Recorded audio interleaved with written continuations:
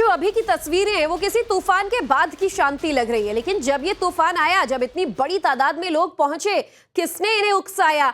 हालांकि प्रशासन ने बस एक आदेश जारी किया था कि लिमिट में आवाज करें, आवाज बंद करने के लिए भी नहीं कहा गया था। बिल्कुल आपको बताते हैं, पश्चिम बंगाल में बीजेपी की सरकार बनने के बाद ही एक के बाद एक जो है कड़े कदम उठाए जा रहे थे और सरकार एक्शन मोड पे दिख रही है। और उसी कड़ी में एक आदेश ये भी जारी किया गया था कि कोई भी समुदाय के हो, कोई भी धर्म के लोग क्यों ना हो, सड़क रोककर ना तो प्रार्थना की जाएगी और लाउड स्पीकर जो है वो उस परिसर के अंदर ही बजाया जाएगा और जो परमिसिबल लिमिट है डेसिबल की, उसी में जो है बजाया जाएगा।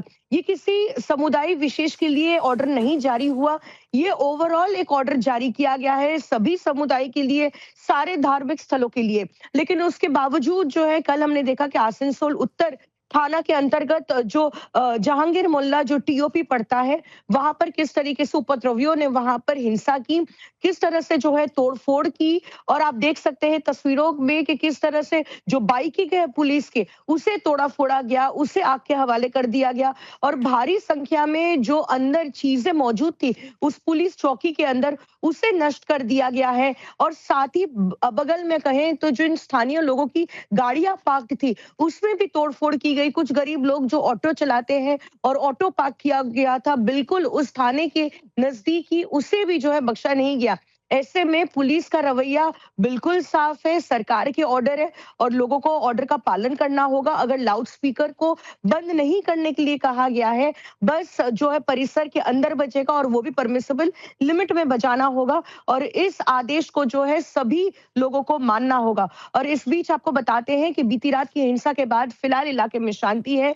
पुलिस ने जो है इन सब फिलहाल उपद्रवियों शांति जरूर है पूजा, लेकिन जो हिंसा हुई वो पश्चिम बंगाल में हो रहे गुंडा राज की एक बड़ा एग्जाम्पल है। बड़ी तस्वीरें जो सामने आई हैं, पुलिस कर्मियों पर हमला किया, हाथ में बैंडेज बांधे, पट्टी बांधे पुलिसकर्मी घूमते नजर आ रहे हैं। कितनी बड़ी तादाद में पब्लिक प्रॉपर्टी को नुकसान पहुंचा है। गरीब ऑटो वाले अब कहां से जाकर अपनी गाड़ियां ठीक कराएंगे? साथ ही सरकारी संपत्ति लाइन में हम देख रहे हैं कि कितनी सारी बाइक्स हैं जिन्हें पूरी तरीके से डैमेज कर दिया गया है। इतने बड़े नुकसान के लिए आखिर अब आगे क्या एक्शन प्लान होगा पुलिस का? कैसे लोगों को चिन्हित कर कार्रवाई की जाएगी? क्योंकि सरकार ने कहा है कि गुंडा राज कायम नहीं रहने देंगे। बिल्कुल, अगर मुख्यमंत्री शुवेंदु अधिकारी की बात करें तो उन्होंने पहले दिन से कह दिया है कि जो गलत स्टेप पिछली सरकार ने लिया था, उनकी सरकार जो है वो बिल्कुल बर्दाश्त नहीं करेंगे और जहां-जहां गफलत है या फिर गुंडा राज चल रहा है, उसे बिल्कुल जो है बंद कर दिया जाएगा। ऐसे में पुलिस भी एक्शन मोड पे दिख रही है। उन्होंने कह दिया है कि सीसीटीवी को बरामद कर जो है उस फुटेज को खंगाला जा रहा है और जिन उपद्रवियों ने कल ये पूरा हमला किया इस पुलिस चौकी पर और जिस तरीके से उपद्रव मचाया, उनकी शनाख्ती का काम शुरू हो गया है।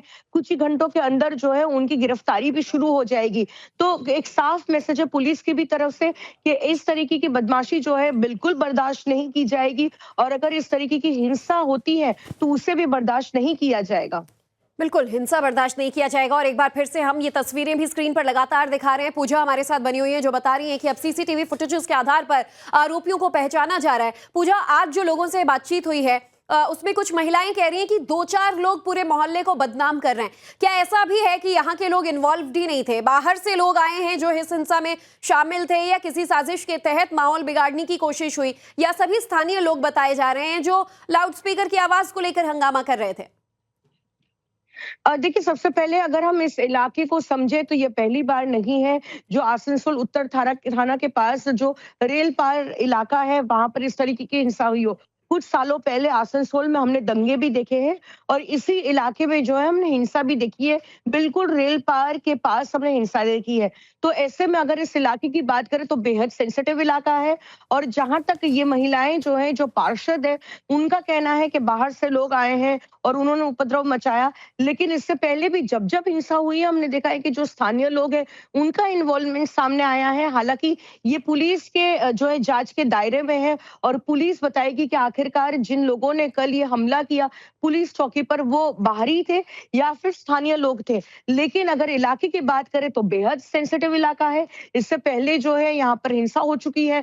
कुछ सालों पहले जो है आसनसोल में दंगे भी हो चुके हैं। जी। लेकिन चूंकि पार्षद का ये कहना है कि बाहरी लोग हैं, पुलिस जो है इस बात को जो है फिलहाल जांच के दायरे में ला रही है। जांच के दायरे में बहुत सारे पहलू आ भी रहे हैं और पुलिस ने भी इससे जुड़ा जो बयान है वो दिया था। लेकिन पूजा, फिलहाल ये समझना चाह रहे हैं अब तक क्या कार्रवाई हुई है, कुछ गिरफ्तारियां हो पाई हैं?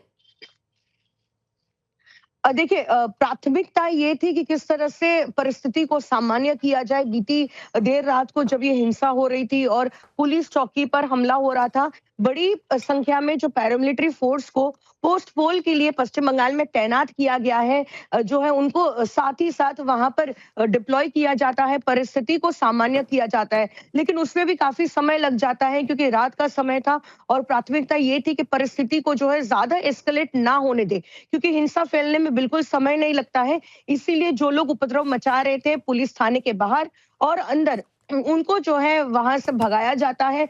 हालांकि पुलिस का कहना है कि सीसीटीवी खंगाली जा रही है, कुछ लोगों को से जो है पूछताछ भी की जा रही है।